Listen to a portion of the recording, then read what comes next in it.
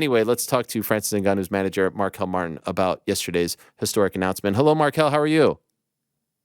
I'm good, Ariel. How are you doing, brother? I'm doing very well. Congratulations to you and Francis and the whole team on yesterday. Can I ask, when it got out there, when it officially got out there, when it was news, when it was actual, real, confirmed, what was that like for you to see it all after everything that you guys have been through, not just over the last few months, but over the last couple of years? What was that like for you?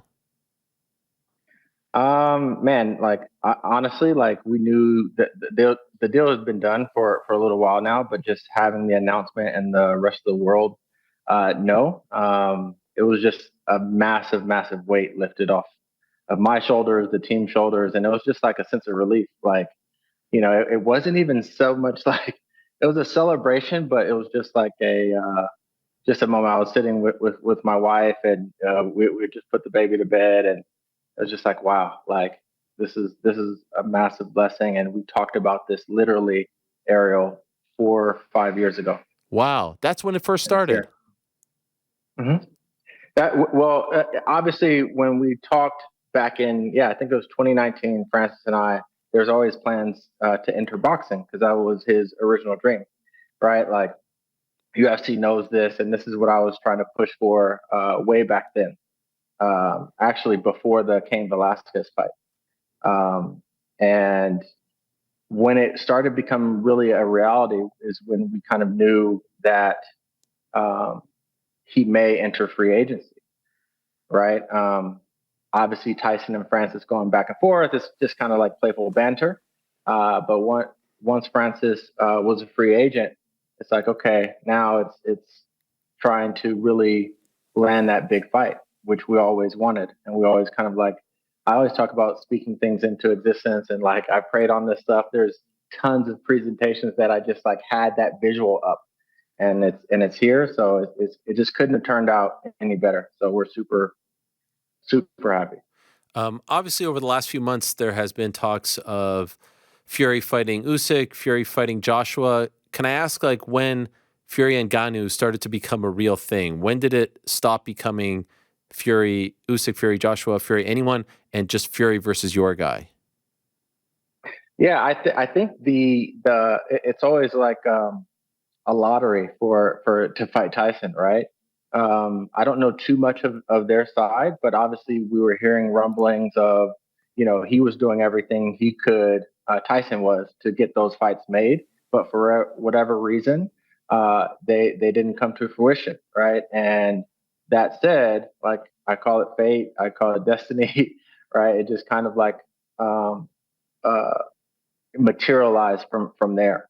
So a huge shout out to their side, right? They understand that Tyson is taking a big risk, but they also have a position of strength, right? And knowing that this is a boxing fight. So for us, it was pretty straightforward. The kingdom has been extremely amazing to us. So we're, I mean, the two sides both understand that this is going to be one of the biggest sporting events in history uh, to open up Riyadh season of 2023. So it's just surreal, to be honest. What do you make of the fact that just a few weeks ago, all of a sudden, Dana White was kind of campaigning for Jon Jones to fight Tyson Fury? When you were seeing that, I'm assuming you guys were deep into talks. So once you saw and Yeah. heard that, what did you think? No, I think I think for everyone that has been initiated with the UFC and kind of really understands it, it's no surprise, right? Dana is one of the best promoters that we've ever seen, right? I'll always say that. So when we saw it, we just kind of like, of course, right? Like, of course, you would say on one end, it's a gimmick fight. Shout out Gimmick Fight Promotions. And then on the other hand, right, it comes to where it's like, oh no, we'll put that on. So I'm sure that they wanted that fight, but at the end of the day, the result is that we'll be fighting Tyson Fury come October 28th. Do you think they really wanted that fight, or do you think that they were just trying to mess up your chances of getting that fight? I think they really wanted to just mess up our chances. To be quite honest, I think For whatever reason, there's a sour taste in their mouth when it comes to Francis. And yeah, they don't want Francis to be able to have that opportunity, right? I think that was clear to us for a while. For what reason? I don't know. You have to ask them. But it's a moot point. I said at the beginning of the show that anyone who is upset at either Francis for taking this or Tyson to me the thing is the most amazing, and I went on like a whole 45-minute thing, but the UFC component is so interesting because this could have been one of the easiest fights for them to make because of the fact Yeah. that they are in business with ESPN. Top Rank is in business with ESPN. It's not like a Maymax situation where Showtime had to get involved and they had to do business with Showtime, who they don't necessarily like. They could have, tell me if I'm wrong here, signed Francis, made this fight happen, and then he fights Jon Jones and everyone wins. Am I wrong about that? No, you're absolutely right. You are spot on about that. These conversations, what people don't understand, these conversations are not new. They are 2 years at least in terms of talking to UFC about making this fight happen. After Stipe, it was supposed to be Jon Jones, right? I think I tweeted something long ago. Somebody may be able to find it, but I literally wrote it down. I said Stipe, then we're gonna take care of Jon Jones, then we're gonna go for Tyson Fury in that order. But they have their own plans and their own strategy, and for whatever reason, they just didn't want to make it happen. I kind of feel like it was maybe like the Conor McGregor effect. Like Conor made so much money from that boxing fight that maybe they didn't want to do it again. Hmm. So maybe they had some business reasons.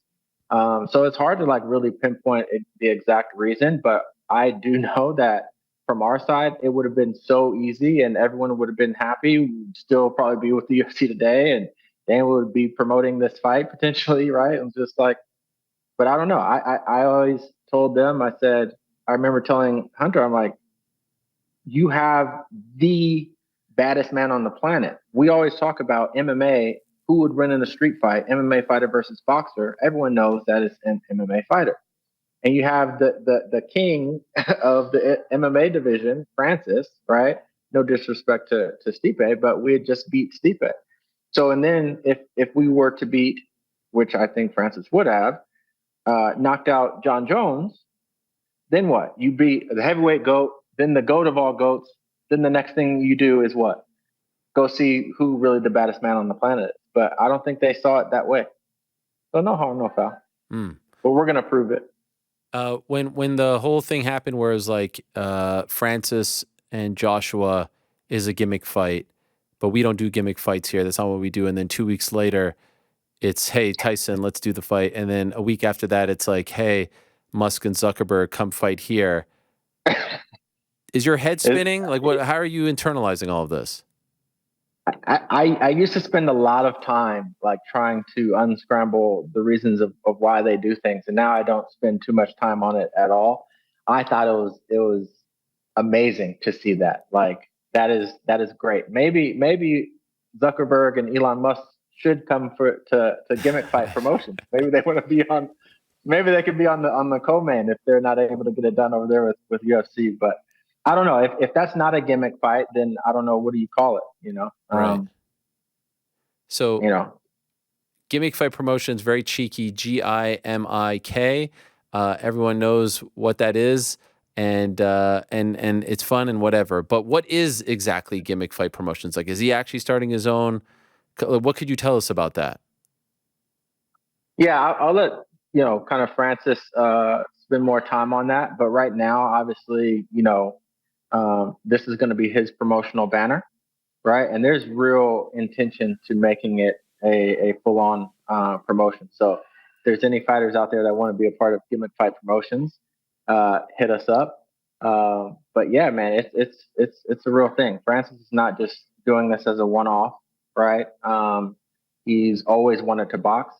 He's taking this camp as serious as ever, and he's locked in. Like he hit me up yesterday, and he's like, "It's go time." So it's real. Mm. What did you make of the reaction to the announcement yesterday? There were obviously a lot of people who were unhappy with it. Some on a lot of it on Tyson's side, saying like, "Oh man, you should be fighting this guy and that guy."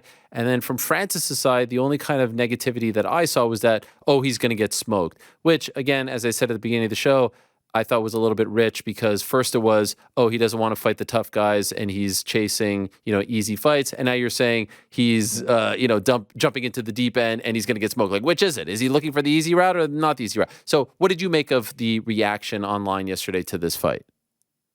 Yeah, I think it was more positivity than negativity, Okay. right? Obviously, you're always going to have your haters out there. On the boxing side, there's definitely more haters because they want to see the boxing fights that they want to see. But obviously, there's so many variables that go into the boxing side, and that's why it's hard to get those fights made and done. But at the same time, Tyson's not taking no easy way out because make no mistake about it, I don't think, and Eddie Hearn told you that he spoke to Francis, right, about Anthony Joshua. If you watch that video of Anthony Joshua talking about Francis, I don't even think he would actually fight Francis. And again, I have a ton of respect for him, but that's a massive, massive risk because I really do think Francis finishes Joshua. I know people are gonna jump on that like crazy, but he out of Deontay, Tyson, and Joshua, we all kind of talked about it. We felt like Joshua's kind of the easiest fight. No disrespect. Um, and then of course Tyson being the hardest. Deontay being power for power, right? But Tyson really skilled boxer. But yeah, so we took it as positive. Obviously, people are going to talk, but I make no mistake about it. As we lead up into that fight, people are really going to be curious to see what happens. And I hope that Tyson is underestimating Francis. I hope he's looking towards Usyk all day long. I hope the Usyk camp just keeps, trying to bash it or whatever. No one cares. But on our side, we're going out there, to shock the world. And I think Francis might take his head off, to be quite honest. I tell people like this, like I've spoken this thing into existence. Like I envision this. All I needed to see was when Deontay knocked him down 3 times. Deontay's what when he fought him around 220 pounds or so. He's a very vicious, a talented boxer, heavy-handed. Francis is 285, like solid muscle with the hardest punch in the world. If he touches Tyson Fury's chin, he's going to sleep. He is not getting up. I'm telling you right now. I hope we can replay this clip, right? Because I'll either get shitted on for saying it, but I'm gonna, take the risk of and speaking that into existence. I'm telling you, people are not understanding the power that Francis Ngannou has. If he touches him once, Tyson is a different fight for him. He's gonna be in a different world. My understanding is, and please correct me if I'm wrong, it's a 10-round fight, 3-minute rounds, 3 judges, 10-point must system. You can win via decision, knockout, TKO, like a real boxing match that I would watch this weekend or in 2 weeks. Like everything's real, 100%. except for the fact that it won't count on their pro records because none of the commissions are sanctioning it, or the sanctioning bodies are sanctioning it because he's the WBC champ and Francis Ngannou, my understanding is, and correct me if I'm wrong, is not a ranked fighter, so he can't put the belt on the line. And so as a result, it's not going to go on the pro record. And that's where this whole exhibition thing came from Eddie Hearn. And that's been this cloud hanging over it that feels like a way to sort of discredit it all. Am I wrong about any of this? Yeah, well, of course, there's going to be talks of exhibition and the no knockdown rule. Like it's just crazy. It's just again, promoters will be promoters and trying to devalue the other side as much as they can. But this is, by all accounts, a real fight. We are not signing up to do some like go out there and play patty cake. Like no. This is an actual fight. What happens with the WC belt? We plan on talking with the WBC to get licensed. That's our plan. And you never know. It we may have the opportunity to maybe put his belt on the line. I don't know. That's for his side, but I know that from our side, we plan on hopefully having those conversations and making sure that we do everything in our power we want this to go on his record. right? Okay. we Yeah, want because that's a big we want part. You to want to be the give first him one his to give first him the loss. one, Yeah, right? 100%, 100%. And I believe Francis can do it. Okay, because there also is the precedent, right? When Conor fought Floyd, the 50 is Conor, the 0-1 is Floyd on Conor's record. Yeah, But as yeah, far as like all so that nonsense aside, there could be like all this is legit. Like there's no knockdown rule, one no, hundred no. percent. So none of that is okay. So because that's the thing I kept hearing yesterday. I'm like, I wanted to scream at the Yeah, top of my lungs, and I don't know how it turned yeah. into that. And so I thought it was maybe because of the initial comment from Eddie. Yeah, yeah. Of course, that spiraled out of control, and then you let your trolls come in. You let the media kind of take it, whatever, and the boxing purist. But again, I'll set the record straight. This is a real fight. Okay. I love everything about this fight. There's two things Yeah. that I don't love. So I don't want this to be just like, No, no, no, no, no. Yeah, yeah, for sure. one big love fest. Shoot it to me straight. Yeah, absolutely. So, because I went on and talked about like the 50 things that I love about it. So the first thing was the record thing that we just talked about. I would love for it to be on the record. I want Francis to get the acknowledgement that he's doing this. And I want, if he beats him, to be the one. Like that he's earned that right, especially if he beats him. The other thing I don't love Mhm. about it is Saudi Arabia. And it's not maybe what you think, because I explained this very clearly at the top. I wouldn't love this fight happening in Miami. I wouldn't love this fight happening in Texas. I wouldn't love the fight even happening in New York. To me, there's only two places where this fight really was at its best, and that was Las Vegas, the fight capital of the world. I know Tyson can't go to America right now, and that's not in play, or a massive stadium in England, Wembley Stadium, Tottenham Hotspur Stadium. I just don't love when the location is so far removed from the fight. You know what I mean? Like I thought Jake Paul and Tommy Mhm. Fury felt very sterile and sort of soulless in Saudi Arabia, and I would feel the Interesting. same if some random fight was there. So it's not what people think. We could get, the politics of Saudi Arabia aside, I just feel like fights are better when the fighters have a connection. At least one of them has a connection to the market. Can you respond to that? Yeah. Why do you feel like Saudi Arabia was the best place for this? Yeah, if you asked me a month or so ago, I probably wouldn't disagree, right? And you're still not necessarily wrong, but this is what I've learned, right, about the kingdom, about Riyadh season. This is the only place to do a fight of this magnitude. They are going like when you guys actually see what's going to go down. Like, I mean, this is like the next best thing to fighting on the damn moon, Wow. right? Like they are going to pull out all of the stops. Right. Again, I give all the credit in the world to UFC, one of the best shows. I worked there for 5 years, right? Like best this is going to I mean, I don't see how any promotion can do it better than what they are planning on doing. Okay. And that is why it makes so much sense for both sides. And really for the world, for the viewers, right? Is that it's going to be such a historic moment. Like I think it's bigger than just a fight, to be honest. Like I really think it's gonna shock a lot of people with what we all have planned. I know that they build venues sometimes for these. Like, do you know how big the venue will be for this? How many people? No, no, no. I don't know that.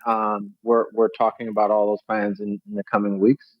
Um, and I'll kind of leave that behind the curtain for now. Okay. But all I can say is that like you do not want to miss this fight. I know of course I'm biased. Of course I'm gonna like sell it, but when I mean like I learned so much in the past month, I'm like this you couldn't write it any better.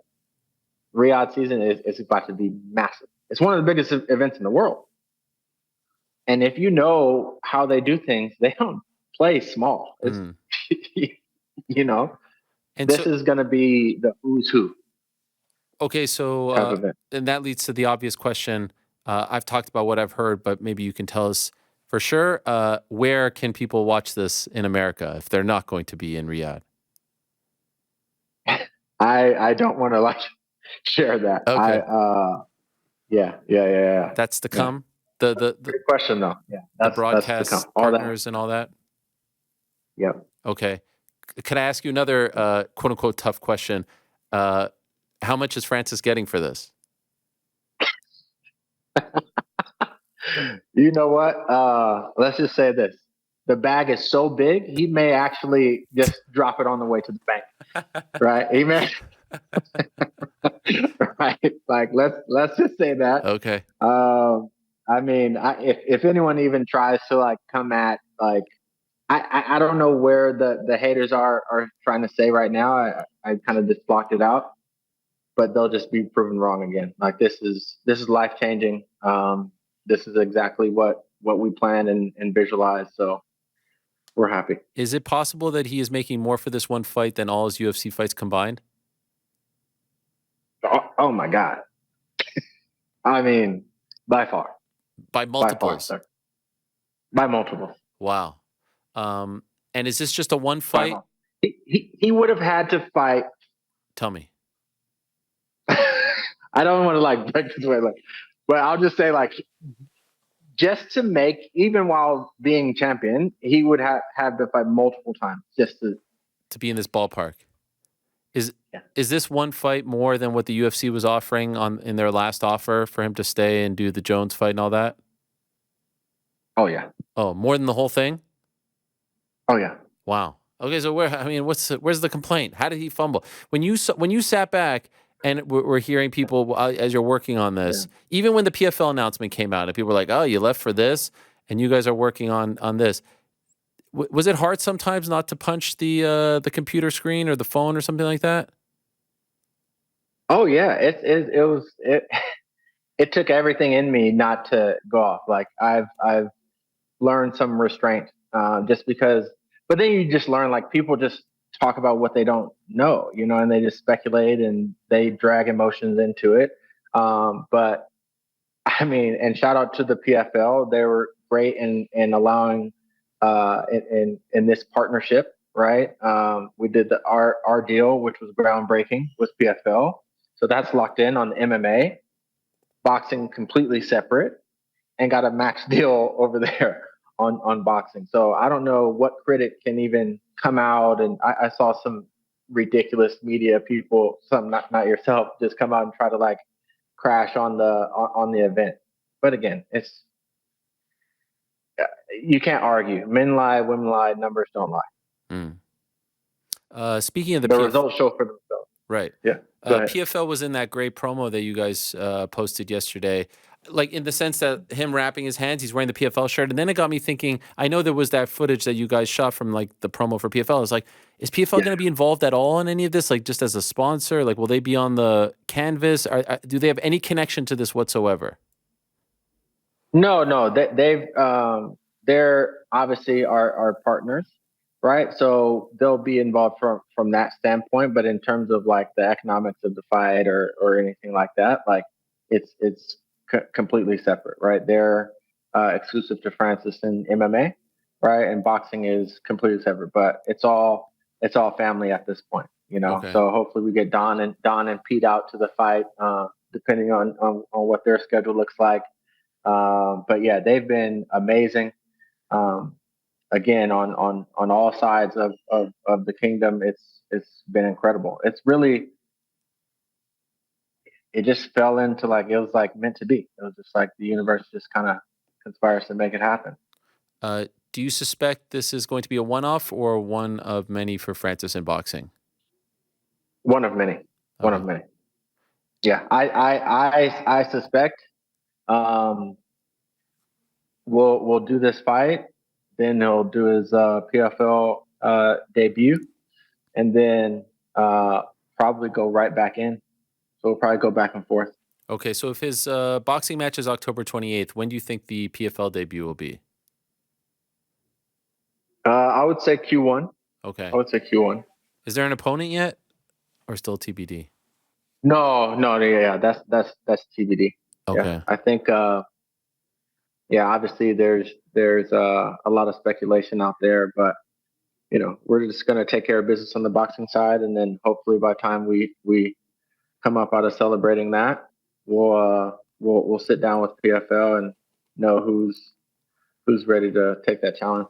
And I know a big stumbling block for Fury Usyk was rematch clause. What if Fury loses on October 28th? Does he have a rematch clause? When Yeah. he loses, yeah, I'm sure. Yeah, there'll be another fight. But when that happens, Yeah. he's gonna have to.